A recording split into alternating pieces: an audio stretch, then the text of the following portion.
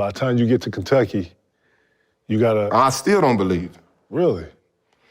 So I ain't never told this story, but coming out of high school, you know what I'm saying, I had a situation where it was a shorty saying, you know what I'm saying, I had a kid by her, typical bullshit. Yeah. So in my head, I'm like, one, I'm not even really believing this whole hoop shit like that. I'm number one, I'm top 5 in the country, all this shit. I'm still not really, it's still not really clear to me. Wow. So I got this seed, and I'm like, you know what I'm saying, I got my own little personal, internal thing stemming from my father. So I've always had the goal, like if I ever have my own seeds, you want to be a certain way. I'm gonna be different from what I experienced. That was a personal goal always through life, because that's something that fucked with me. Right. So, you know what I'm saying, I'm allegedly having this seed, and it's like, fuck that shit. Like, I'm gonna stay home, and I'm gonna do right by little man. Oh, wow. So I'm on my official visit at Kentucky, and moms being moms, love her to death, she convinced me to get a DNA test. Because seed was here. I'm taking care of the seed living with me. You're going. And mom's, I'm falling in love with it. Mom's, that intuition, mom's being mom, she's like, you need to get a test.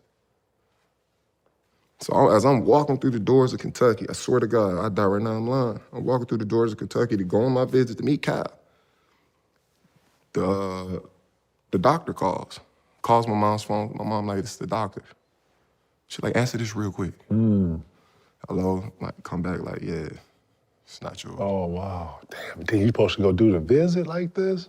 Oh, I'm fucked up in that moment, but I'm like, man, look, I'll worry about that shit later. Like, I walk in there now, I'm like, I got a clear mind of like what I'm about to do. So it kind of started a fire in me. I'm like, yeah, Cal, I'm coming to Kentucky, bro. Oh, wow. Yeah, I'm gonna go ahead and make this shit happen. Oh, wow. And, I handled that situation for what it was and moved on with my life. So at this point, I'm now at a new stage in my life with Kentucky. I'm still not confident. I'm coming in, I ain't on no draft boards or no shit like that. Like, I had my, rough history throughout high school. I'll speak on that on another time, but, it's already kind of a stigma about me. And at this point, I still don't know how to be a professional. Shit, I don't even know how to really be a collegiate athlete. I'm just going with the flow. Like I said, I'm learning through trials and tribulations. I still don't have this person I can call like, hey, how I need to do this? So who I learned from? I learned from my roommate, John Wall. So I'm looking at how John Wall carry himself. I told him this when we were in Houston. I told him that we was having a little, guys, I'm rapping. I'm like, Five, I ain't never told you the story before. So I'm like, man, I learned from you on how to prepare myself for this next level. And, Five had a little team around him, you know what I'm saying, to, prepare him for that next level. So structure. We roommates, as they would come see him and shit, I'm just taking in the information. I'm like, okay. And John Wall's a big deal in high school, coming in. He number one pick. Right. So, it's a little team. You know how this put shit it around him. They put that structure around him. Exactly. So I'm just falling there. Okay, Five, I need to go work on this. All right, bet, I'm gonna go work on my shit too then. So everything Five did, and I watched how he carried himself just with the media and the fans, and I'm like, okay. So I'm just taking in the shit I can. That's what's up. Man, by the end of the year, they like, man, top 5. I'm like, oh, shit. Okay.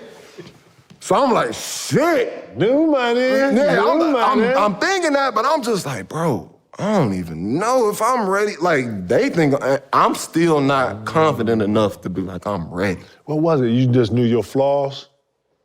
My flaws, all I ever heard in my life was my flaws. You know what I'm saying? Only the people close to me was the ones telling me how great I was. In life, all I heard was my flaws. Gotcha. So that shit destroyed my confidence as a young puppy. Wow. So I had to find like I said, through my trials and tribulations. So with that, it's like, okay, you top 5 picks. So I had the conversation with Kyle. In my head, I'm like, I'm gonna come back to college, I'm gonna do it one more year. And then, you kind of, well, you don't know. You don't know, you came straight out. But you kind of, fall in love with it. This was the first time, I enjoyed playing basketball. I felt loved. I felt like I could be Kentucky, put me in like a place of just like, what's the word? Like just, it was a peaceful environment. I could just be myself. I wasn't being judged. They enjoyed me for me. Like all the positives I was looking for in life. That's what's up. So I'm like, man, I want to stay here. Like I'm trying to win a championship, all this shit. So I holler at Five. I'm like, man, what you think about staying? I'm thinking about, Joakim Noah and them, the Floyd. Five was like, nigga, please. We out. Man, I'm going to the league. I'm like, all right, well, okay, I bet. So let me go back to the drawing board. I had a conversation with Kyle. I'm like, Kyle, I'm thinking about coming back. And this was, me and Kyle conversation, this is the end of the year joint. This is the end of the year meeting. And our conversation lasted about 3 minutes. So I'm like, I'm thinking about coming back. And Kyle was like, all I got to say is, he was like, if you want to take care of your family, you're going to leave. If you want to take care of my family, you're going to stay. Oh, wow. Appreciate you. Oh, everything you did for me, Kyle. I see you in. Damn. That was our conversation. Damn, that was gangster. Damn, that was gangster. Went on, moved to the next phase.